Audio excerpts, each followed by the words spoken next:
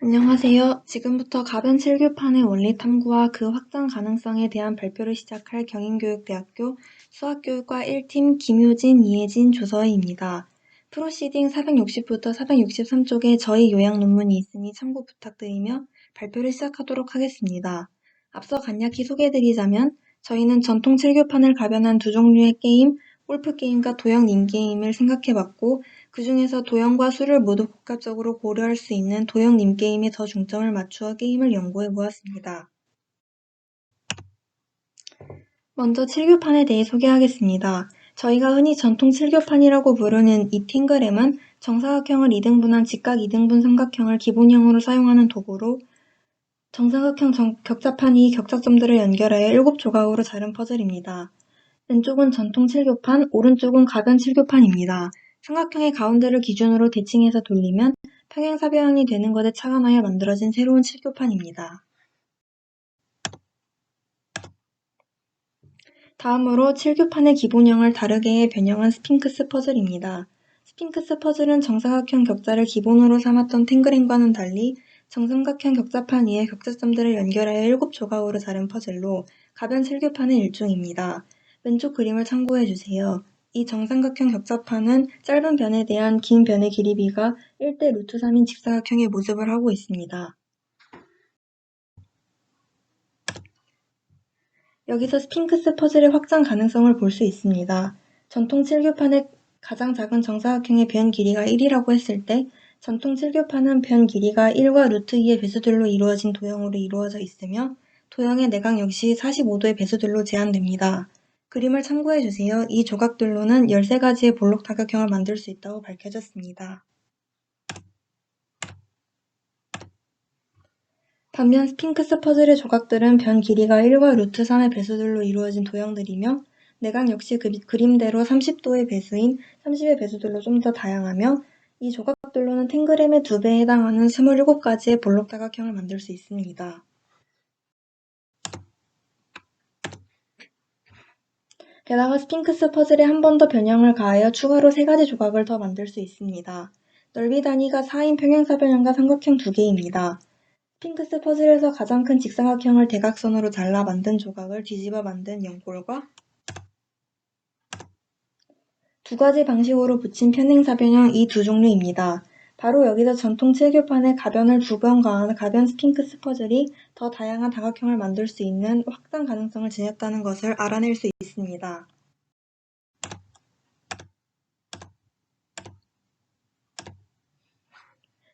이 변화무쌍한 교구를 응용해 만든 게임은 두 종류입니다. 골프게임과 님게임입니다. 우선 골프게임은 점수가 낮을수록 유리한 골프처럼 최소수를 찾는 게임으로 변형된 3조각을 포함한 스핑크스 퍼즐로 만들 수 있는 모든 볼록다각형을 찾아내는 것을 첫 번째 단계로 거칩니다. 이때 그 볼록다각형 내부의 선분을 A, 뒤집은 조각의 개수를 B라고 하여 A 플러스 B의 최소값을 찾아내 가장 깔끔한 해법을 구하는 것이 이 게임의 목적입니다.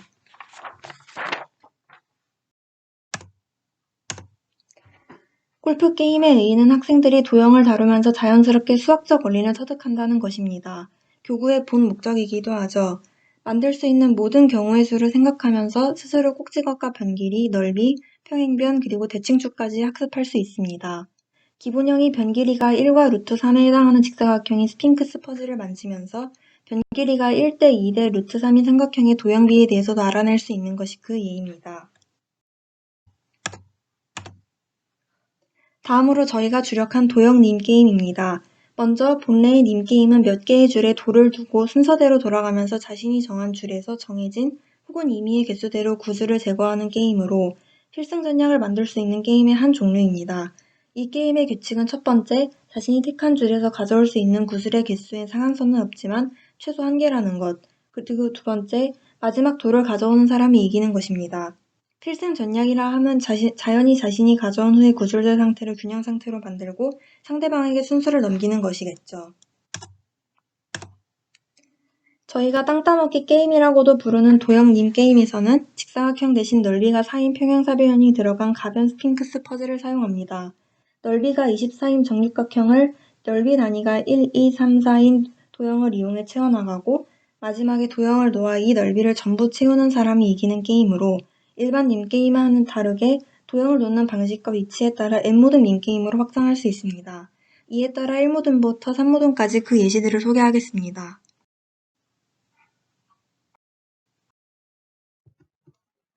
가변 스핑크스 퍼즐을 이용한 도형 님게임을 진행하기 위해서는 두 가지 준비물이 필요합니다.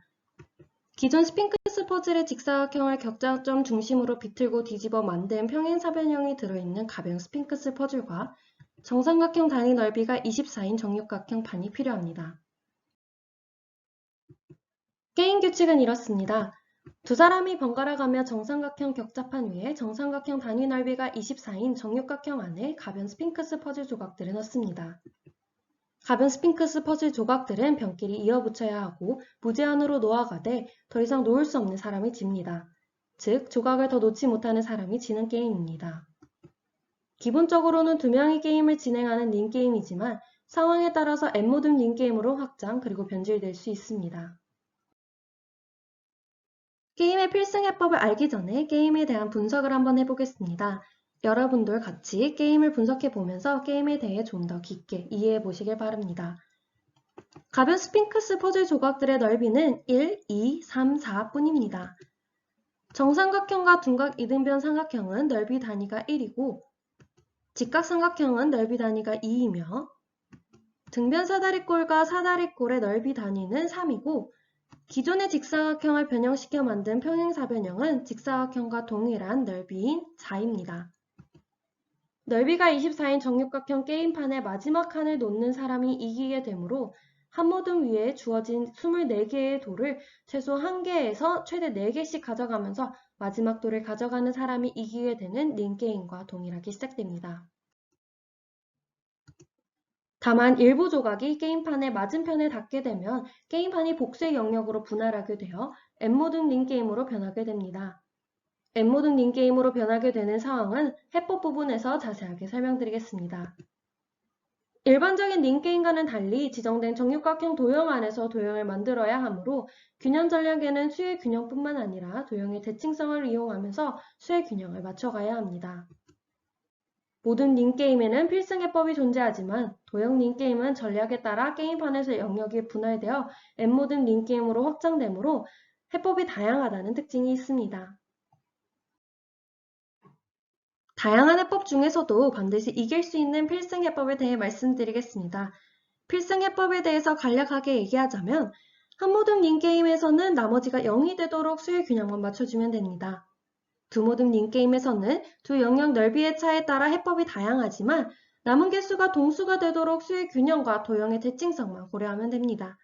세 모듬 링게임에서는 나머지가 1, 2, 3 또는 1, 4, 5 등의 필승수에 맞춰 게임을 진행하면 됩니다. 또한 두 모듬 링게임과 동일하게 수의 균형과 도형의 대칭성도 고려해야 합니다. 여러분들이 생각한 해법과 비슷한가요? 그러면 자세하게 각각의 N모듬 링게임의 해법을 알아봅시다. 먼저 한 모듬 링게임 필승 해법입니다. 반드시 이기기 위해서는 두 가지 조건이 필요합니다. 첫 번째 조건은 뒷순서로 게임을 진행해야 합니다. 두 번째 조건은 상대가 낸 넓이 조각과 내가 낸 넓이 조각의 합이 항상 5가 되도록 균형을 맞춰줘야 합니다. 게임 예시를 통해 해법을 살펴볼 건데 상대방의 플레이는 검은색, 저희의 플레이는 민트색임을 참고 부탁드립니다. 먼저 상대가 넓이 4인 조각을 놓았네요. 그러면 우리는 넓이 5로 균형을 맞춰야 하므로 넓이 1인 조각을 놓으면 되겠습니다. 그 다음 상대가 넓이 3인 조각을 놓았다면 우리는 넓이 2인 조각을 놓아 5로 넓이 균형을 유지하면 되겠네요.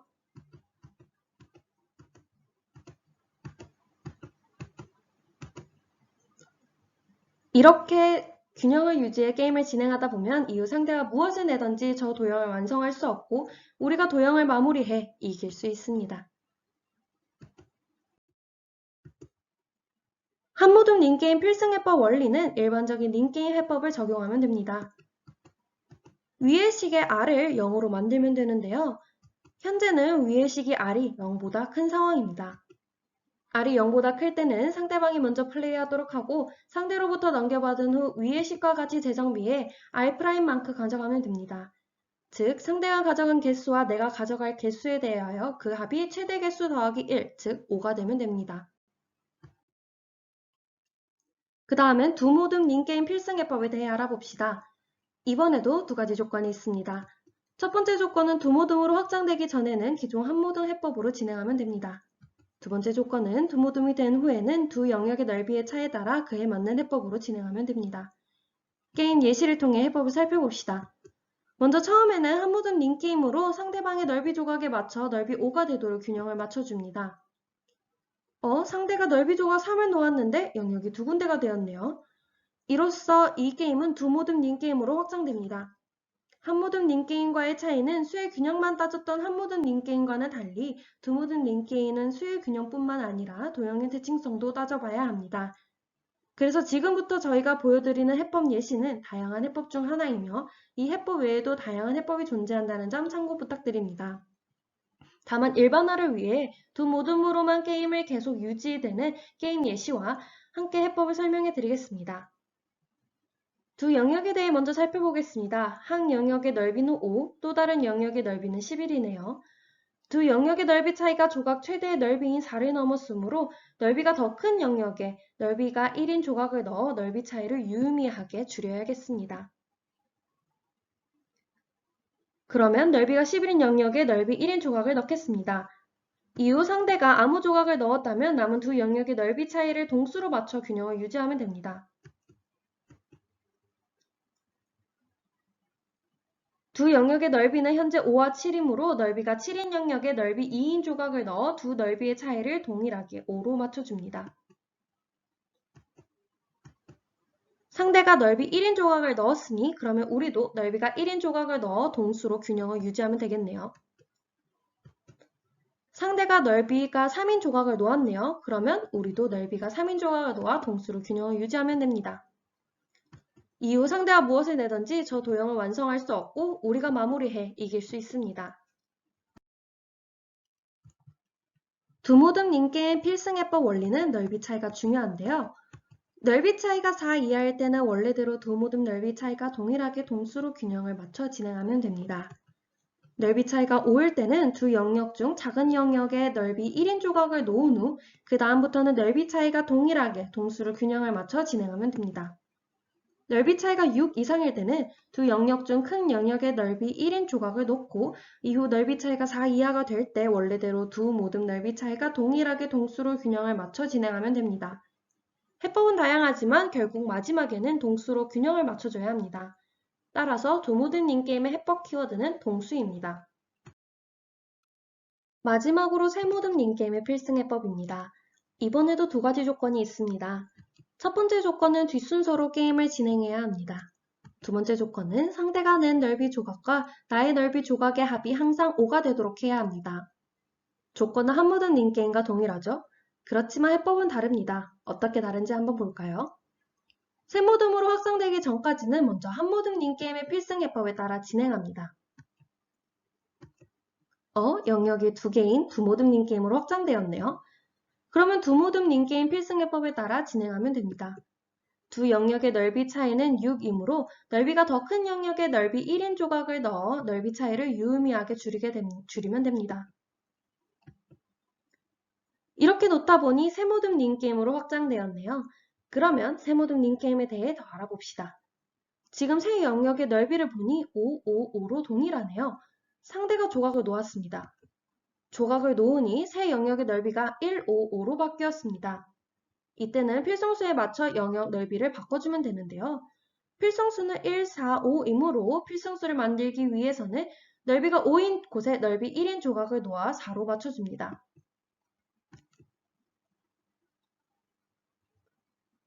상대가 2인 조각을 놓았네요. 그러면 그 다음 필승수인 1, 2, 3을 맞춰 진행해도 좋고 아니면 균형을 맞추기 위해 상대가 놓은 조각과 같은 넓이의 조각을 놓으면 됩니다. 단 이때 넓이 1인 빈칸은 제외합니다. 이 빈칸은 마지막에 사용할 예정입니다.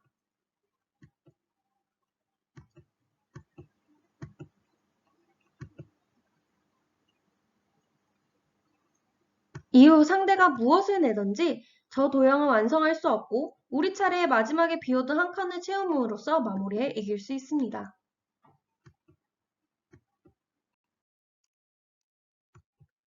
세모듬 닌게임을 설명하면서 필승수라는 개념이 나왔는데 필승수는 무엇일까요? 닌게임에서는 자신이 균형 상태로 만들어 상대방에게 넘기면 이기게 되는데요. 이때의 균형 상태가 되는 수가 바로 필승수입니다.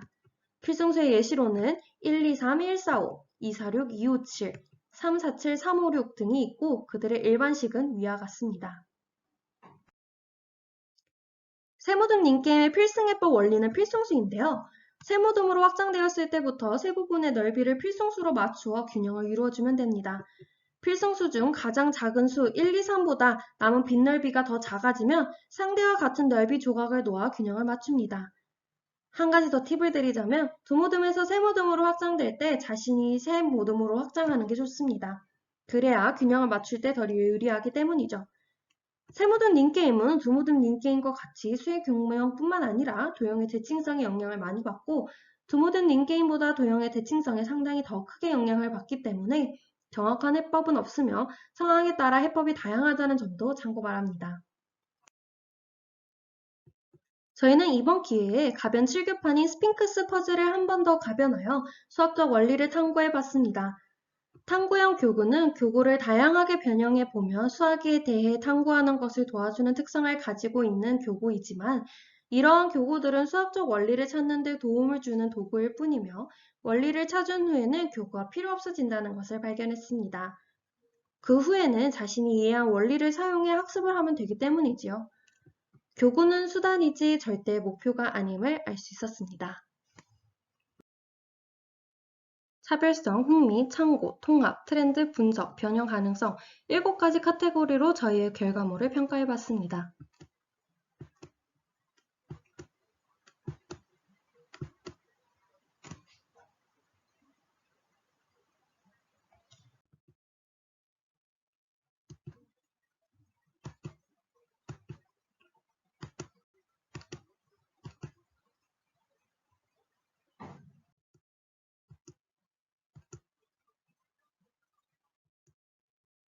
이상으로 발표 마치겠습니다. 감사합니다.